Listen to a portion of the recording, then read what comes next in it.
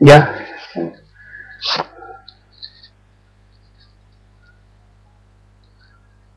Buenas noches. Buenas noches.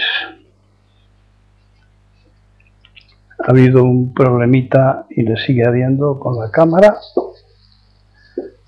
y con la conexión a DinDin. Pero la mitad está solucionada. Vamos allá.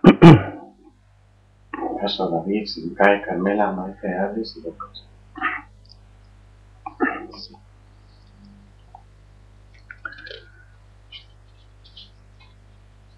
Si tenéis algún tema de preferencia, en la página web ya está puesto que podéis enviarle a Soken, y su correo está en la misma página, comentarios a lo largo de la semana, cosas que se os ocurran, para que él me lo pueda pasar con tiempo.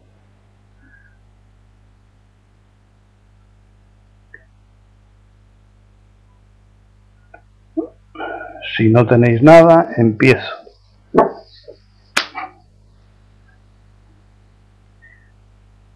Con la preparación al zazen, a sugerencia de uno de vosotros, que habla del Kinin, el que tradicionalmente nos prepara como zazen en movimiento, nos prepara, nos facilita la concentración de la atención. Pero desde casa ya podemos ir preparándonos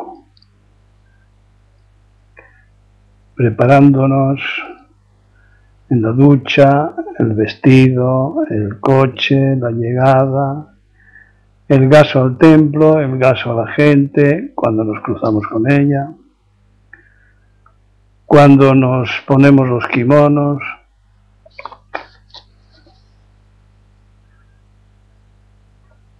cogemos el zafu. Todas estas cosas deben ser hechas con mirada interna. ¿Qué es mirada interna? Pues como cuando estamos en el zazen frente a la pared.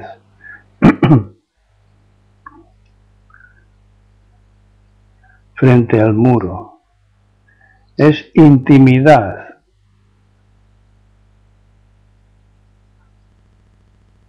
Cuando después de salir del zazen estamos reunidos, todos mirando al suelo, sin mirar las caras de los demás, sin distracciones, desactivando la mente que piensa.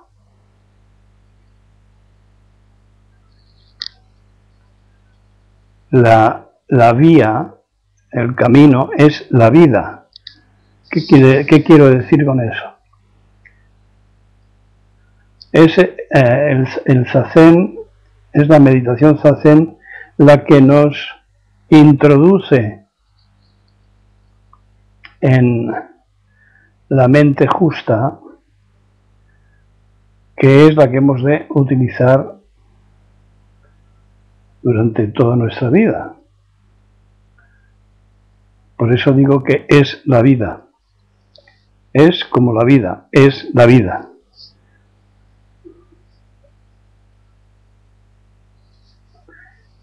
Se parece a la sensualidad. No es para hacer con rapidez. Saborear la vida, saborear la sensualidad de las cosas, de las personas.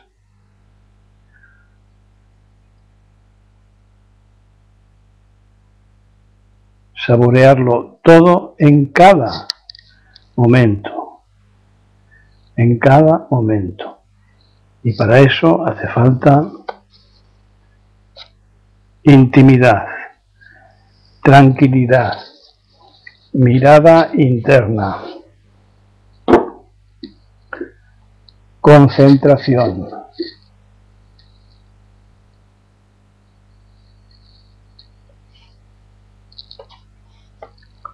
y energía.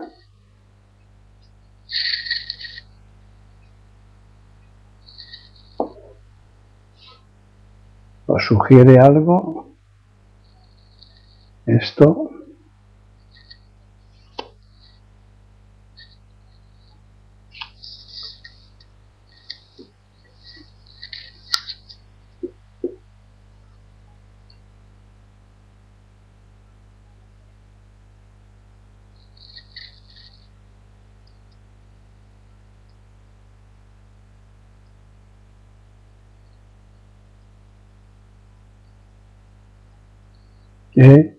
Vamos a utilizar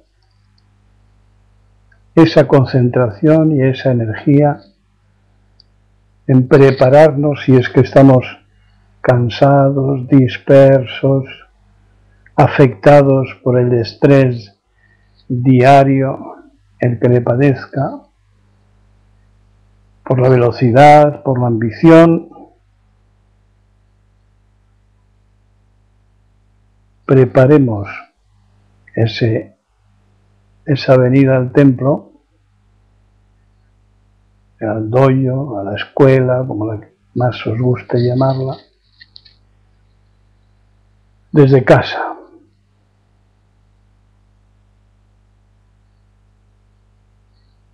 Situarnos en otro nivel de conciencia. Otro nivel de conciencia. Abandonar las olas de la mente y profundizar. Bajar, bajar, bajar. Bajar como una piedra en el mar. Bajar. Abandonar la superficie.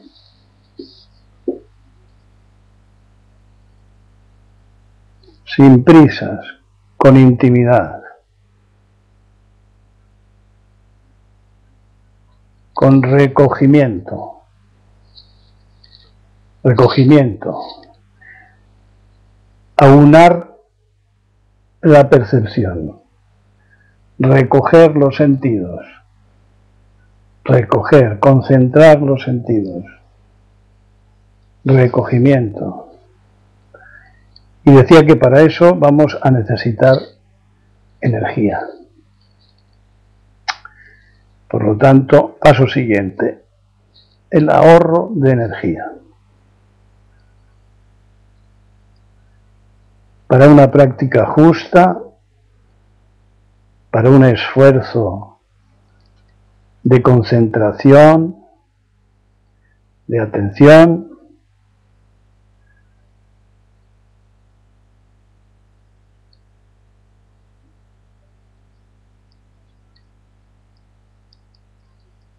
hay que cortar con los pensamientos.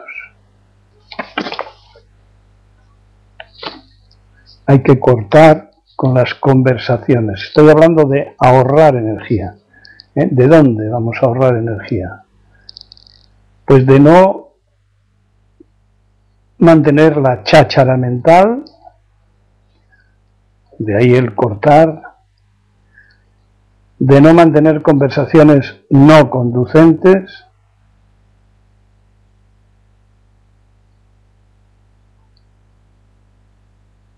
de observar las posturas del cuerpo,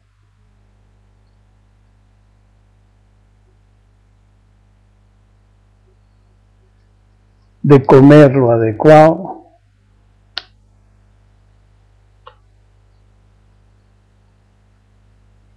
es decir, de la evitación de lo característicamente egótico. Es decir, por lo mismo, allí donde estamos mal colocando la energía. Eso no es vivir. Eso afecta a nuestra mente, a nuestro cuerpo, a nuestro alrededor, al cosmos entero. es decir, de las pasiones, de los apasionamientos, de toda clase de excesos, de los hábitos, de los gustos, de las conveniencias, de las preferencias, es decir, de las causas del estrés. Ahora se maneja, todo el mundo habla del estrés, pero me parece que no acaba de enterarse de las causas.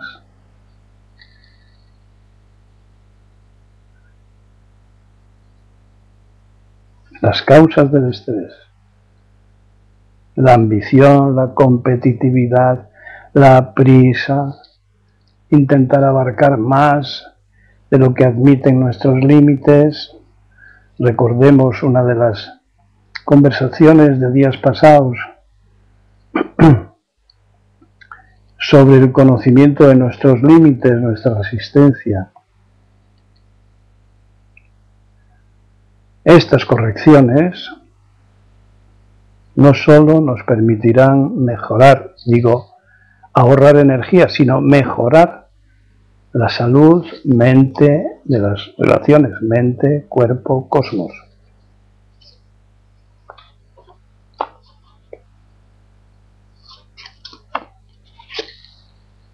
El curate ipsum de los griegos, el cúrate a ti mismo, empieza por curarte a ti mismo, del Zen, pues tienen que ver con la práctica de la energía justa.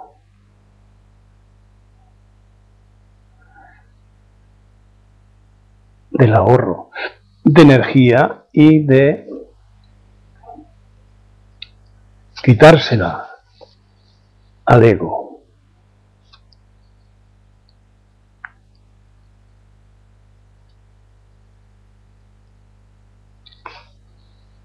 ¿Algún comentario?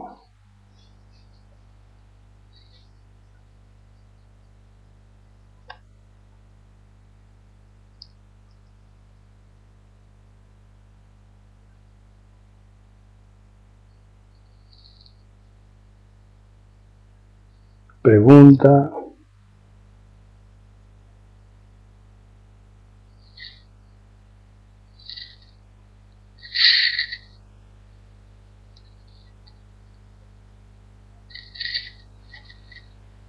Tenemos que revisar entre esos ahorros las aficiones, las inclinaciones. Sobre esto, por ejemplo, hay un par de noticias que recojo de la televisión sobre los toros. En España se lidian 35.000 toros al año. 35.000.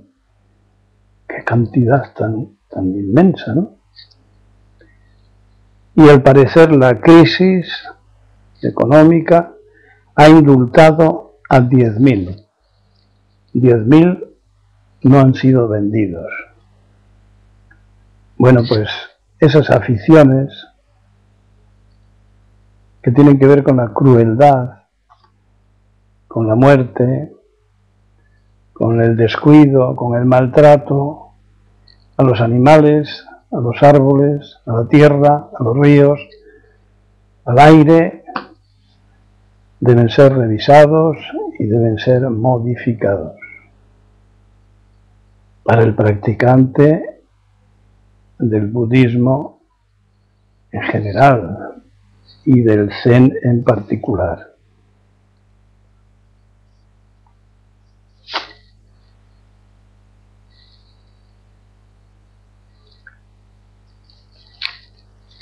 Susana.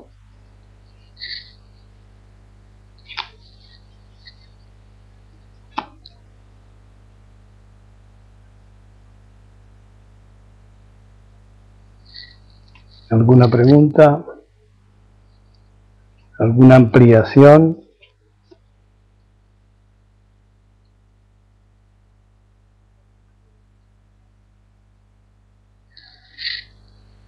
Hay que hacer algún esfuerzo de voluntad, de coherencia.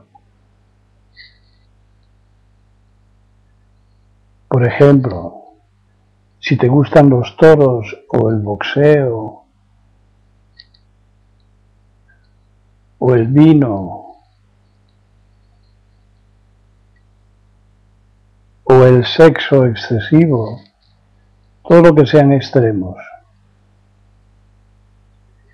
hay que hacer algún esfuerzo de coherencia con fuerza de voluntad, o fumar, o tal.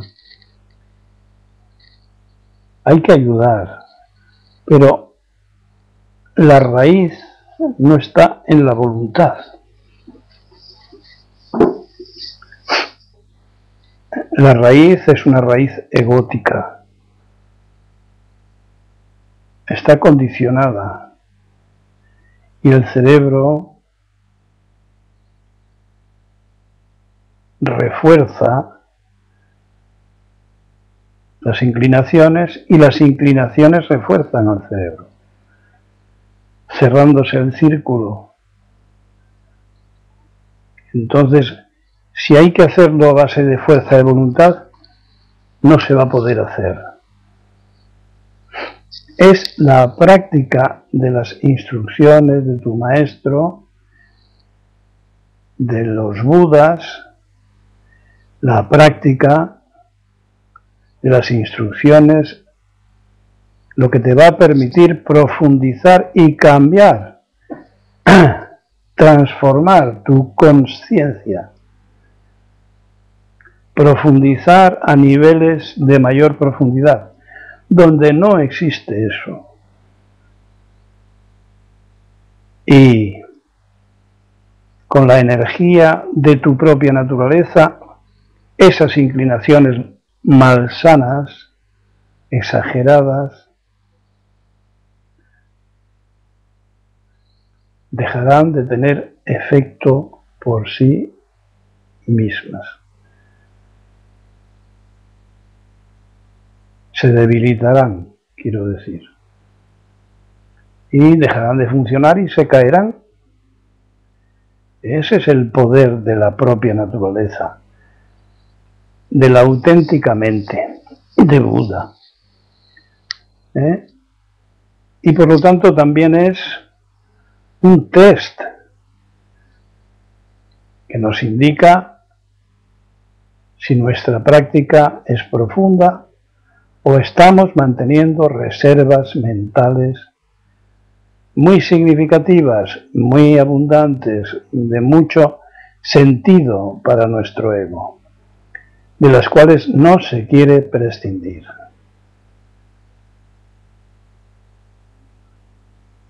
Es decir, si continuamos con las mismas conductas extremadas en esto o en lo otro, se debe a que nuestra práctica es pobre.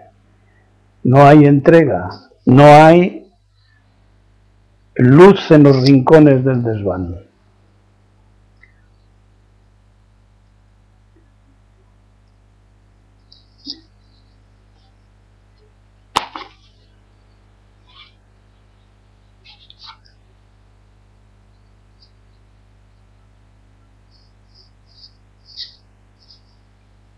¿Algún comentario?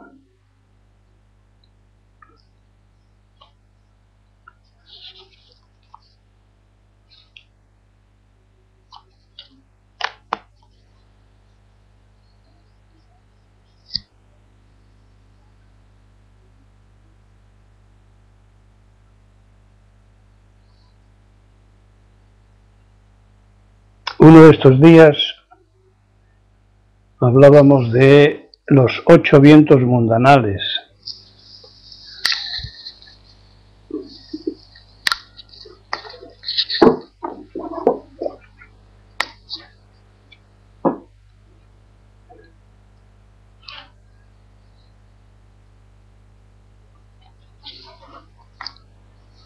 Ganancia y pérdida, elogio y crítica, tristeza y alegría, ridículo y reputación. y añadía practicar la acción justa durante estos estados. Una acción justa es el zazen. ¿Qué es lo que ocurre con estos estados opuestos, estos 8 estados opuestos, los más frecuentes de nuestra existencia? ¿Por qué hemos de hacer zazen? Cuando estamos tristes, lo mismo que cuando estamos alegres.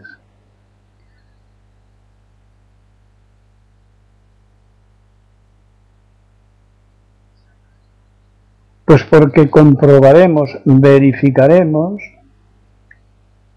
que sea cual sea el estado de ánimo, se va a disolver.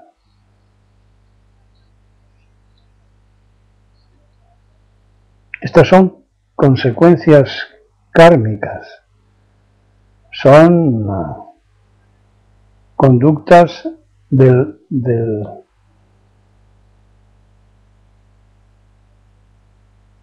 la rueda del karma, de las causas egóticas.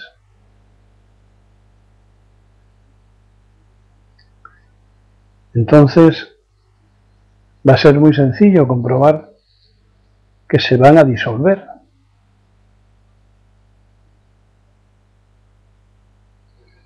Que van a desaparecer, que las vamos a olvidar, que van a quedar atrás, en el pasado, porque el zazen actualiza el presente, realiza el presente. Y es importante, al principio sobre todo, cuando se empieza, cuando se llevan unos meses o unos años, tener conciencia de que se disuelven, que no tienen entidad ninguna, que forman parte de los 5 skandhas, son sobreposiciones, añadidos.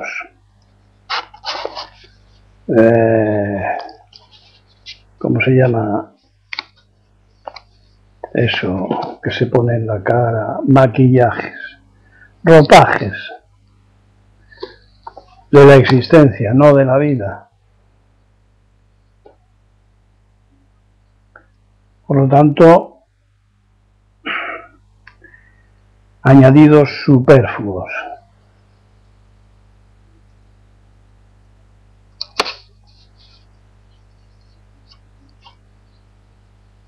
¿Algún comentario? Léeme otra vez quiénes están. Suso, Maite, David, Sinkai, Dosin y Julio, Lucas, Isirio, Alex, Carmela. Si os está acompañando a alguien, si habéis invitado a alguien, si hay alguien interesado, alguien más de los individuos que figuran ahí, hacérmelo notar.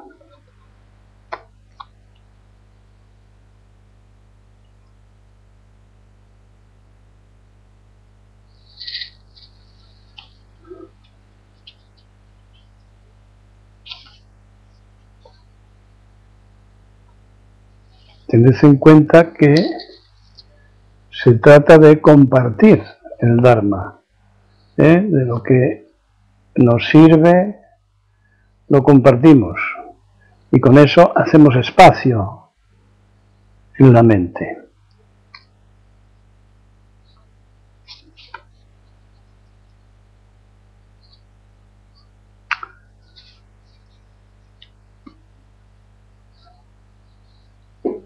Hablemos un poco de la ordenación.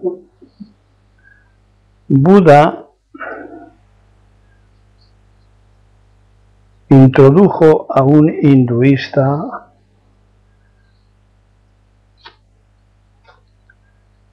con los que había greña en su orden, en la orden de Buda. El hinduista estaba borracho y pidió el kesa y se rapó el pelo. Y Ananda, su discípulo, le dijo a Buda que no le parecía correcto dar el kesa a un hombre que está borracho. No tanto porque fuese hinduista, practicase el hinduismo.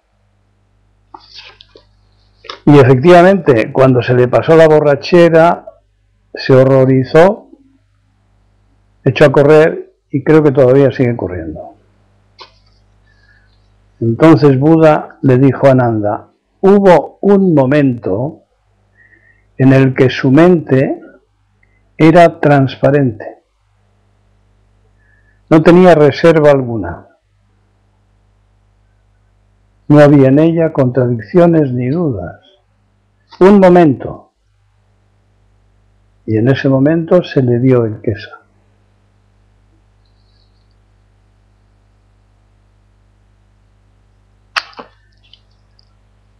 Este es el estado de mente apropiado, sin reservas mentales, con disponibilidad completa.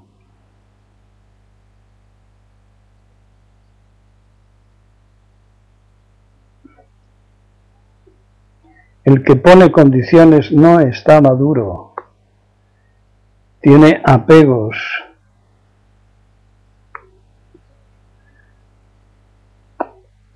imposibilitadores, que detienen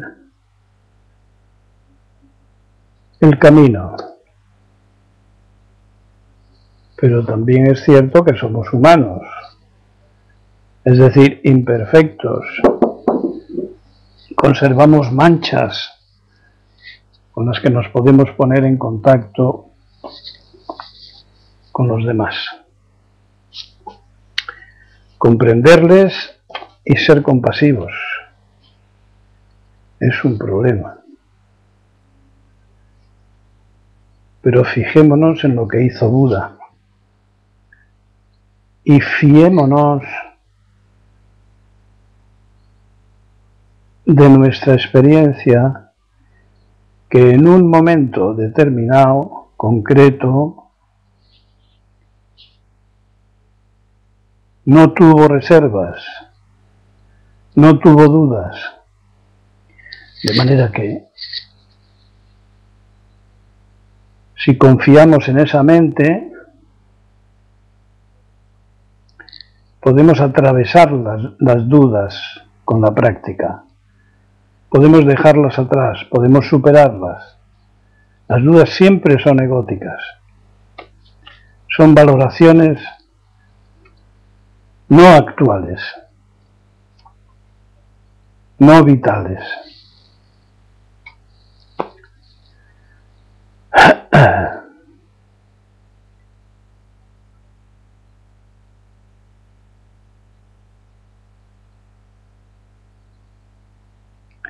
La toma de refugio, precisamente, es una afirmación en el camino. Una vez que uno ha comprobado que es útil, que modifica su existencia, que transforma su ego, no hace falta más.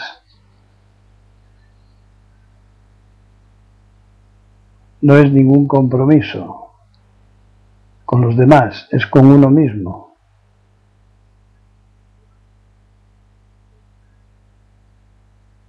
El compromiso de continuar profundizando. Si dudamos sobre eso,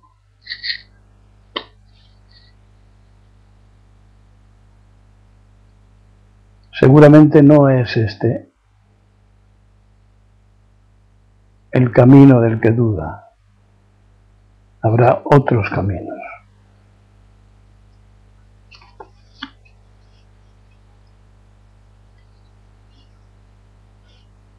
¿Alguna cosa?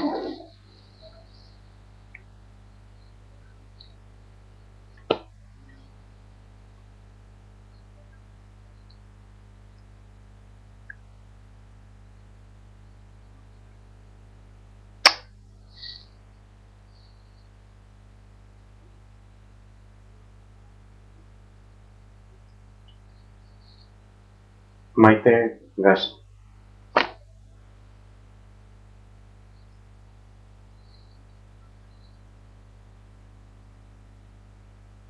Y ha salido.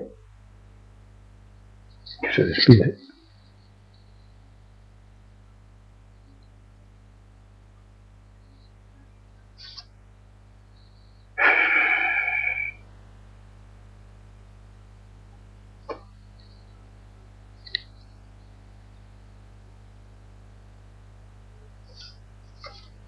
Bueno, pues entonces continuamos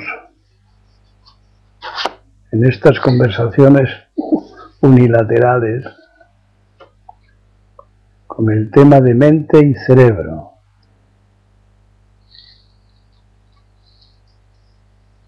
Es práctico poder separar mente de cerebro. En el último libro creo que comento algo sobre esta palabra cajón desastre, mente. ¿Cuántas mentes hay? Porque la usamos en situaciones distintas, señalando funciones distintas. Si entendemos por mente una conciencia superficial y egocéntrica con la que estamos identificados y que erróneamente llamamos yo, creyendo falsamente que es nosotros mismos, relleno de ideas, de opiniones, de costumbres, de aficiones y de preferencias, estamos hablando de la mente egótica, superpuesta, añadida, aprendida, condicionada. Sin embargo, el cerebro es un órgano recogedor de informaciones miles de veces más numerosas que la percepción consciente, que son coleccionadas, almacenadas, ordenadas en la memoria, con la función de constituirse en recurso y solución posible a miles de situaciones a las que habrá que sobrevivir. Y en segundo lugar, es un órgano decisorio, escandalosamente decisorio, anterior al pensamiento voluntario. Anterior quiero decir que funciona antes de que podamos pensar, ya ha funcionado él. Ahora, si yo digo quiero pensar, pues vas a pensar lo que tu cerebro te está diciendo que pienses. ¿Se entiende esto? Es decir, el poder del cerebro consiste en que él es el auténtico usuario del ego.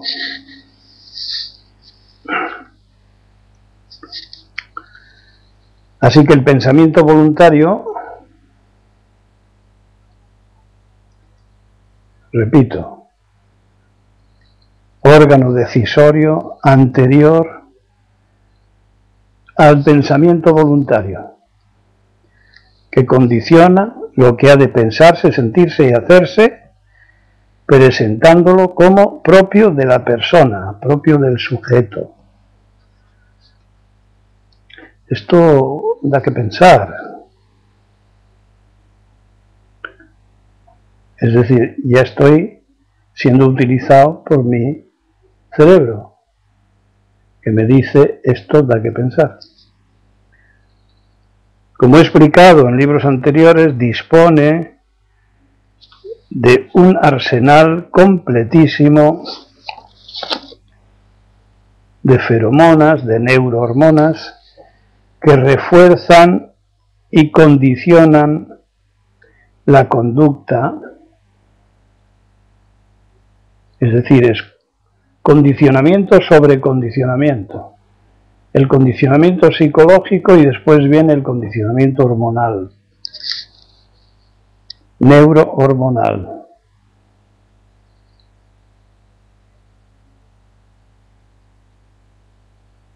Disminuyendo el dolor y el sufrimiento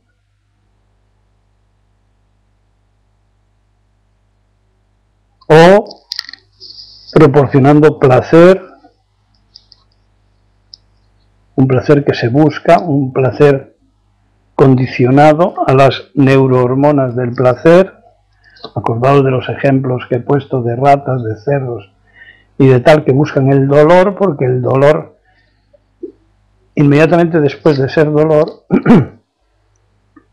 es gratificante, puesto que el cerebro segrega hormonas de placer.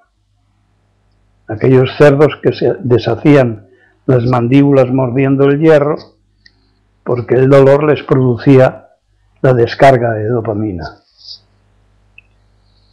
Y constituyen pistas a recorrer, pistas de conducta curiosamente de una composición química muy semejante a las drogas químicas o vegetales. Quiero decir, las sintéticas o las vegetales.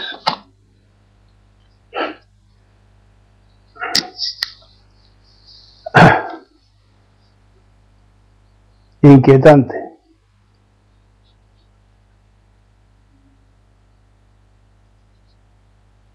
Qué curiosos mecanismos hay de identificación con el ego, de desconocimiento del funcionamiento del cerebro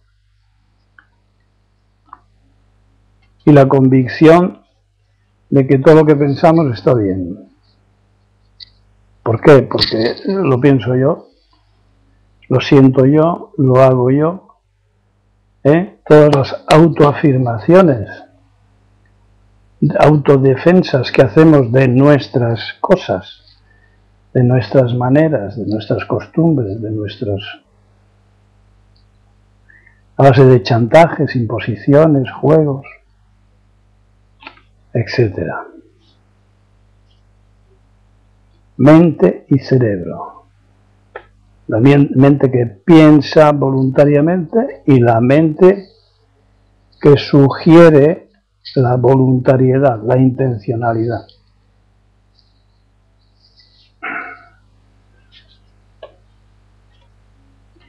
Es decir, que en el fondo,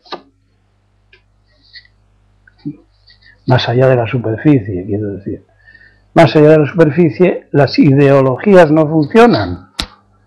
Lo que funciona es el resultado sobre el cerebro de una idea, de una ideología, de una organización ideológica, de un corpus de ideas. ¿Qué quiero decir? Que si las ideas nos producen placer, se quedan con ese placer el cerebro, al que no le interesa el contenido, pero sí el placer o el dolor. Y entonces condiciona la repetición de ese tipo de cosa que nosotros estamos llamando idea en este momento, pero puede ser cualquier acción, cualquier sentimiento. La repetición promueve la repetición segregando hormonas de placer. Y nosotros, pobres de nosotros, creemos que hemos tenido una gran idea. O que nos hemos asociado a una gran idea.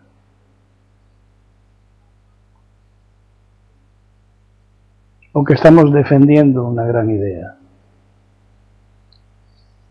Todo esto es el robot.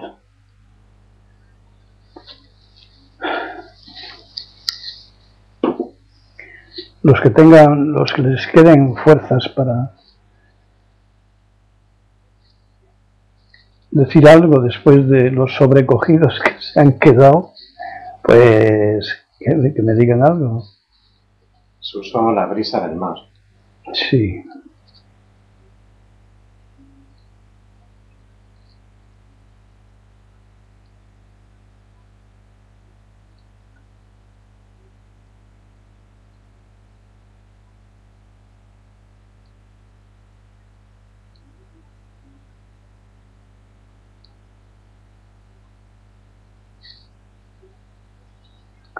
Y a mí se me acaban las chuletas.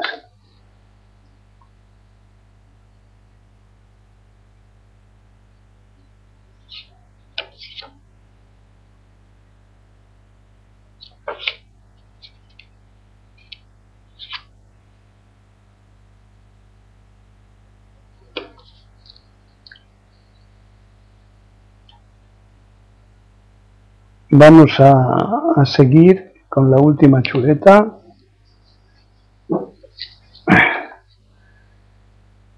Tiene que ver con lenguaje y meta. Algún comentario hice el día pasado.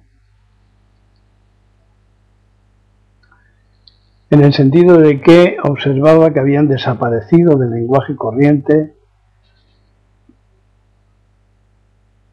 las palabras que corresponden a valores, conductas excelsas, meritorias,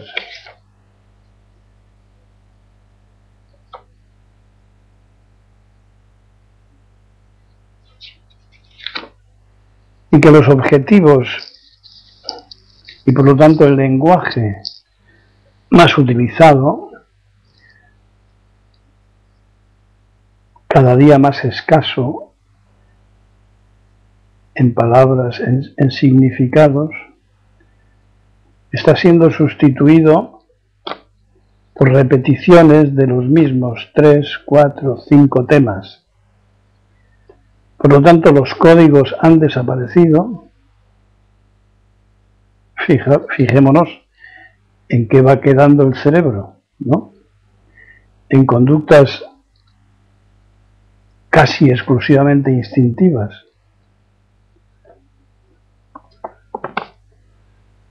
La comida, el sexo, la velocidad, los ropajes, que todo ello tiene que ver con lo mismo,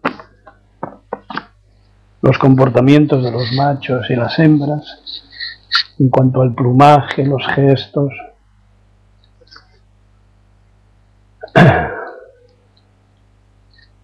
El poder, la fuerza, la belleza.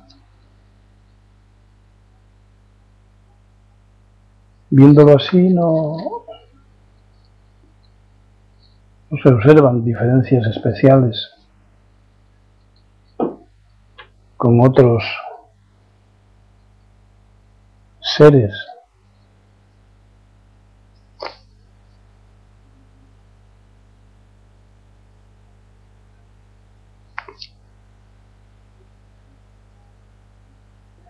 También estamos viendo a los más distinguidos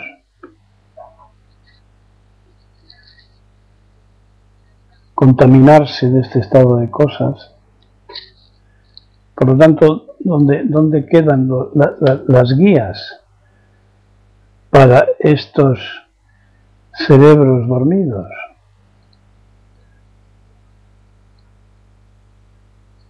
A los cuales yo propondría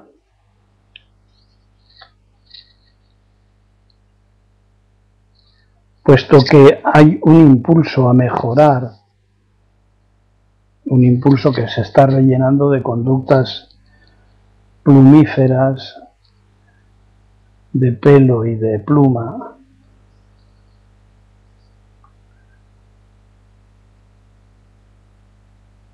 muy reducidas, yo propondría la mejoría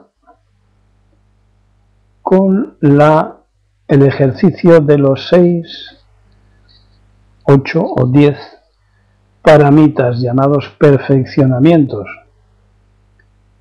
que facilitan el despertar, pero también facilitan las relaciones con los seres y las cosas. Eso que se podría llamar dentro del ego mejorar, educarse, que yo no lo descubro en la gente, no lo veo, no hay ningún objetivo mundano incluso de este estilo. En Asia todavía la gente manda a sus hijos una temporada a ser educados por los monjes budistas y una parte de ellos se quedan, pero la mayoría sale a la vida social, pero con una serie de mecanismos de relación que durante muchos siglos han sido válidos, no sé hoy. En China, por ejemplo, donde casi desapareció el budismo, pues ya hace como 30 años que los gobiernos empezaron a abrirse y hoy día parece bastante abundante el budismo en China.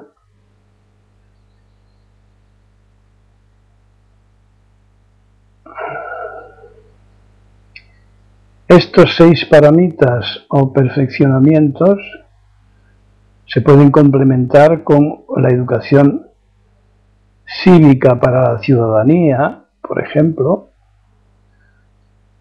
relaciones interhumanas, y las 6 disciplinas de Daidoji, las 3 primeras por lo menos, que me parecen indispensables.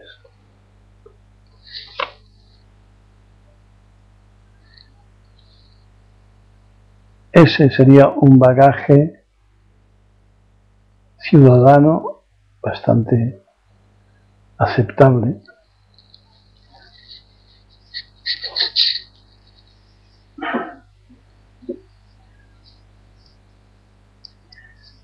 Bueno, si queréis algo más, tirad de la cuerda.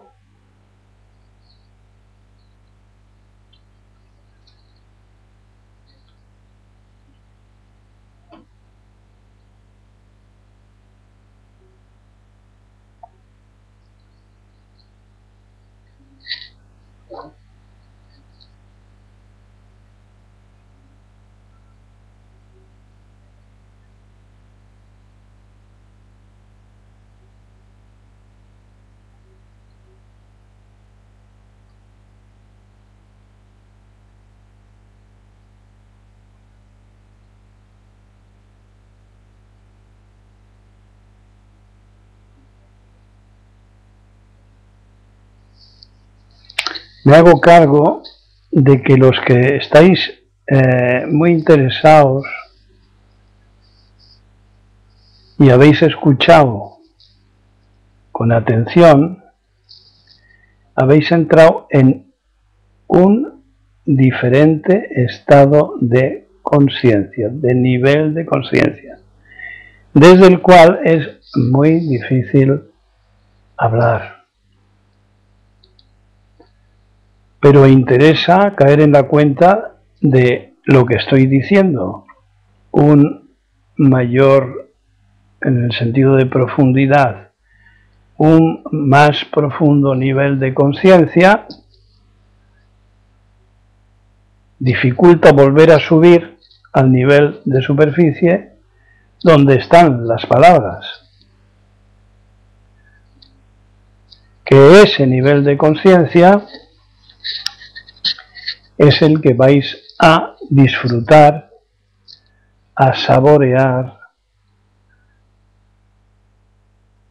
en los muchos momentos de concentración del día, muchos momentos de práctica, donde no hay contradicciones ni problemas egóticos ni falsas propuestas.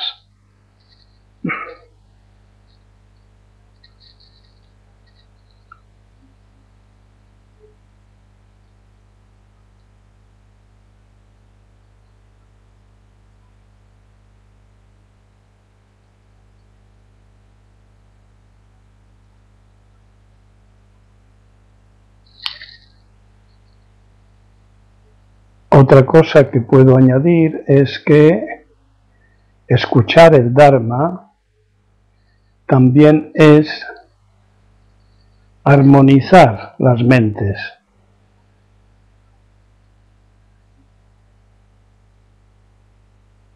En el silencio, en la escucha. En una escucha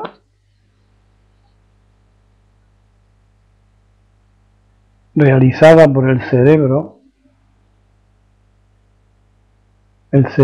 izquierdo y el derecho, el natural y el artificial, con lo cual estamos boicoteando al ego con las enseñanzas de Buda, que son transformadoras de él, del ego.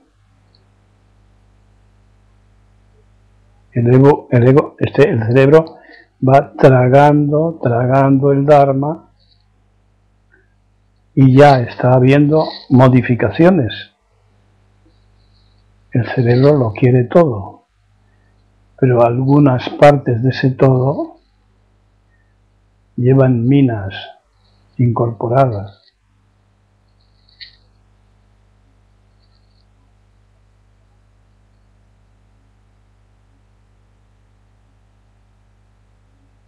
Así que escuchar las explicaciones sobre el Dharma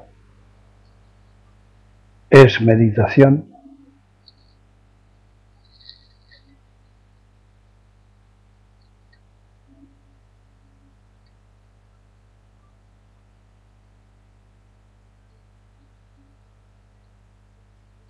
De esta manera vamos aprendiendo más, a reconocernos más nuestros límites, nuestras funciones, nuestra existencia, nuestra vida.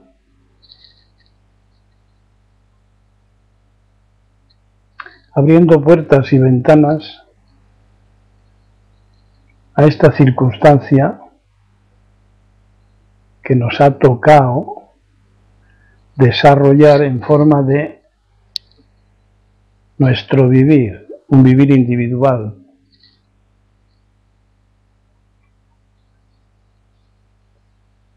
Y que por supuesto en ningún caso es perjudicial. Es curativo de la mente, del cuerpo y de las relaciones con todas las cosas.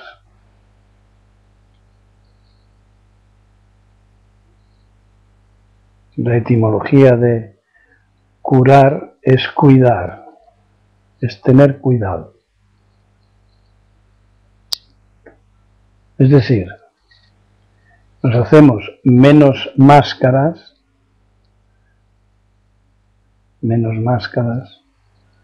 y más cosmos.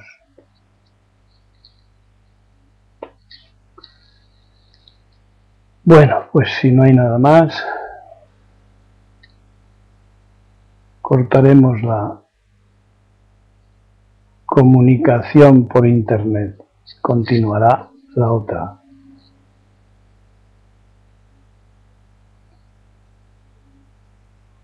Y sigue. Gaso, menos mal que le pones justas palabras y nos explicas lo de que estamos en otro nivel de consciencia, porque creía que me había dado una embolia y no me dejaba hablar, Gaso.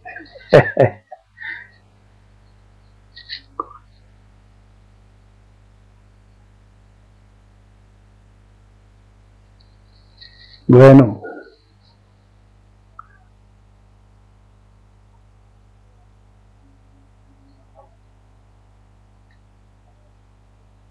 corta que se me van a quedar las manos pegadas.